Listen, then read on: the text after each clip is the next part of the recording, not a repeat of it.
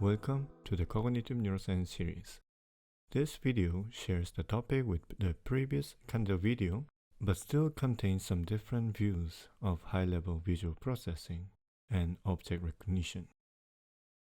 In the previous video, we discussed how visual signal arising from objects and scenes in the external world are analyzed as edges, shapes, and colors.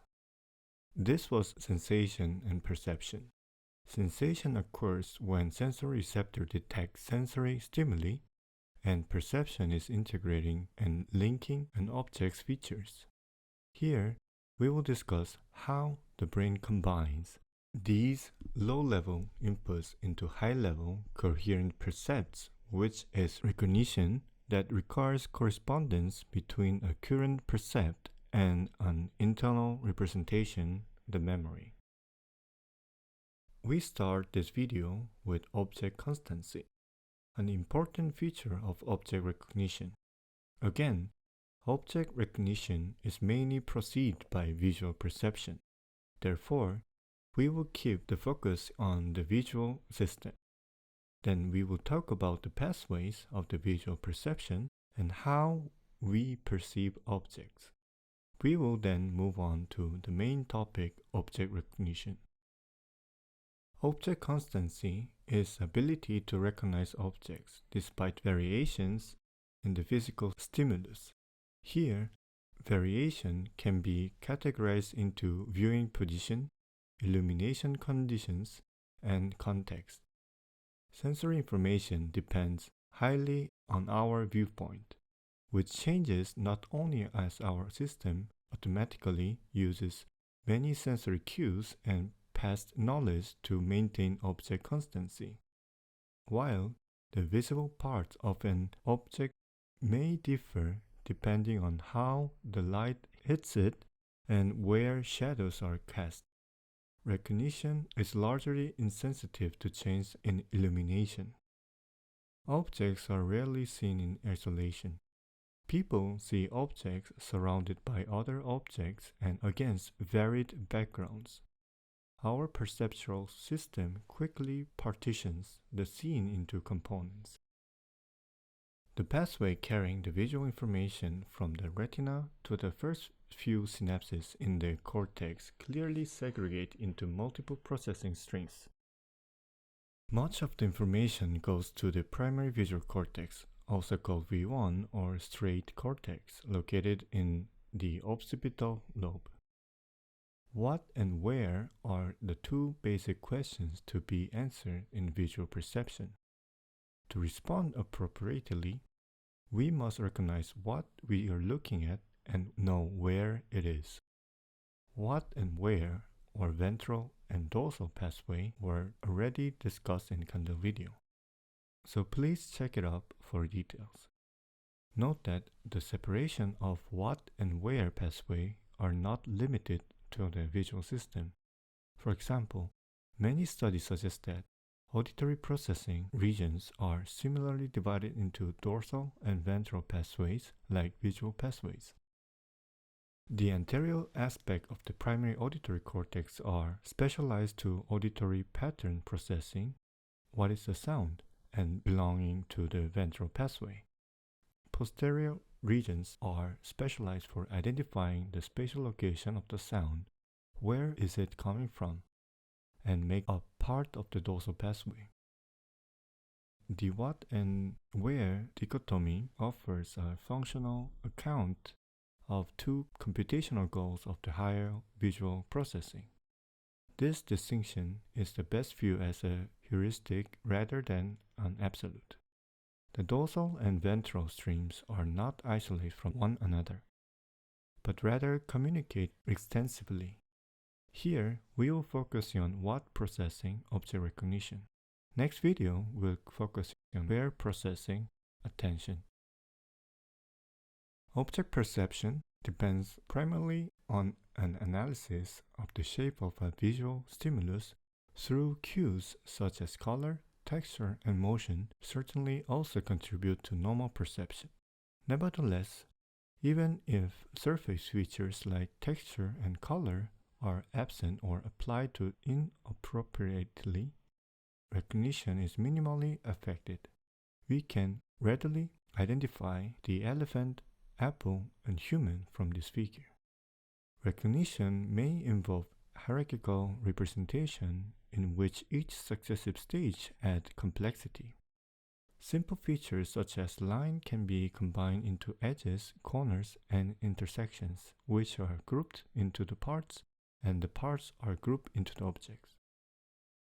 One way to investigate how our brain encodes shape is to identify areas of the brain that are active when we compare contours that form a recognizable shape versus contours that are just squiggles. How do activity patterns in the brain change when a shape is familiar? This question emphasized the idea that perception involved a connection between sensation and memory. To answer this question, we can bring one famous pet study. This study showed that the lateral occipital cortex has a greater activation when familiar and novel objects or recognizable shape were presented than non-recognizable scrambled objects were. Since this study, many others have shown that the LOC is critical for shape and object recognition. The functional specification of the LOC for shape perception is evident even in 6-month-old babies. Researchers investigate how Apneal's response changed when certain features were repeatedly exposed to babies. When shape was repeated, the response from the LOC decreased compared to when different shapes were shown. In contrast, there was no difference between conditions in which texture was repeated or varied, providing evidence that infant LOC is sensitive to shape but not to other visual features. Upon this point, we have emphasized a bottom-up perspective on processing within the visual system, showing how a multi-layered system can combine features into more complex representation. This model appears to nicely capture the flow of information along ventral pathway. However, it is also important to recognize that information processing is not one way. One model of top-down effect emphasizes that input from the frontal cortex and influence processing along the ventral pathway. In this view, input from early visual areas are projected to the frontal lobe. The frontal lobe generates prediction about what the scene is using this early scene analysis and knowledge of the current context. This top-down prediction can be compared with the bottom-up analysis occurring along the ventral pathway of the temporal cortex, making for faster object recognition by limiting the field of possibilities. The MEG response when the object was recognized was compared to trials in which the same object was not recognized. The researchers found that when the object was recognized, activation occurred in the frontal region 15 milliseconds earlier than the regions of the temporal cortex involved with object recognition. It seems reasonable to suppose our brain has a general-purpose system for recognizing all sorts of visual input, with face constituting just one important class of the problem to solve. However, the evidence suggests otherwise. Multiple studies argue that face perception does not use the same processing mechanism as those used in object recognition, but instead depending on specialized network of the brain region. Functional MRI has also been used in many studies to explore how faces are perceived in the human brain. These studies consistently reveal a network of areas in which the bold response is strongest to the face stimuli. The most prominent of these is along the ventral surface of the temporal lobe in the fusiform gyrus, leading researchers to refer to this region as a fusiform face area or FFA, a term that combines anatomy and function. Furthermore, fMRI has shown that different face-sensitive regions are specialized for processing certain type of information that can be gleaned from faces. For example, the more ventral pathway is sensitive to static, invariant feature of facial structure, information important for facial identification. In contrast, face-selective regions in the right STS respond to the movement information such as the direction of the pupil's gaze, their emotional expression, and their mouth movement.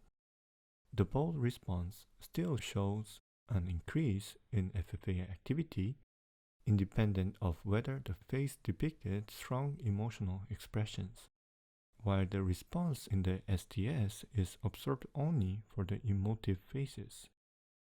One region of the ventral pathway, the parahippocampus, was consistently engaged when the control stimuli contains pictures of the scene, such as landscapes. This region was not activated by face stimuli or by pictures of the individual objects. Subsequent experiments confirmed this pattern, leading to the name parahippocampal place area, or PPA. This area activated when people were required to make judgment about spatial properties or relations. The visual cortex may be a region that is especially important for recognizing part of the body. This area, at the border of the occipital and temporal cortices, is referred to as the extrastriate body area. Another region, adjacent to and partially overlapping of FFA, shows a similar preference for body parts and has been called fusiform body area. The current literature broadly distinguishes among three major subtypes of visual agnosia: apperceptive, integrative, and associative. Apperceptive and associative agnosia were described in previous video, so please give a look. Briefly speaking, apperceptive agnosia is where the basic components are there but they cannot be assembled. In contrast, associative agnosia, perception occurs without recognition. However, integrative visual agnosia is a subtype of apperceptive visual agnosia which perceives part of an object but is unable to integrate them into a coherent whole. A patient was asked to copy this figure and his overall performance was quite good. As the number indicates, however, he produced the segment in an atypical order. Okay, this video provides overview of the high-level processes involving visual perception and object recognition. The next video will be about attention. See you then.